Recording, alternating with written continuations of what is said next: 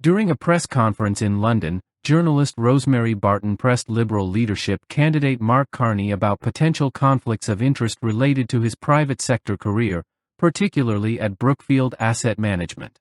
Barton stated it was very difficult to believe he had no conflicts, prompting Carney to fire back, accusing her of approaching the issue with ill will. I'm complying with the rules in advance. We say you are not saying conflict of interest. Then both of his high like in the private sector. There's no possible conflict of interest in your assets. It's very difficult. Look inside yourself, Rosemary. I mean, you start from a prior of conflict and ill will. I have served in the private sector.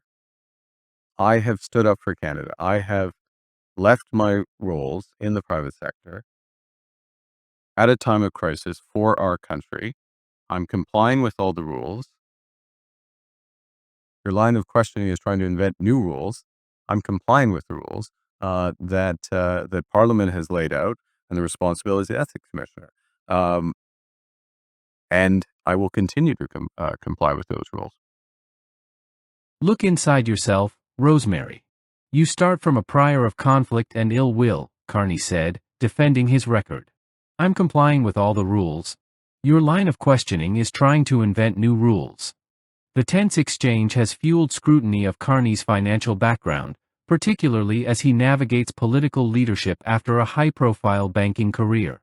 Critics argue his history at Brookfield and Goldman Sachs raises concerns about transparency, while Carney insists he has followed all ethical guidelines, including consulting with the Ethics Commissioner. Opposition voices, including conservatives and ethics watchdogs, have called for stronger disclosure laws, questioning whether existing regulations are sufficient. The incident has sparked debate over whether Carney's reaction signals discomfort with public accountability or frustration with political attacks.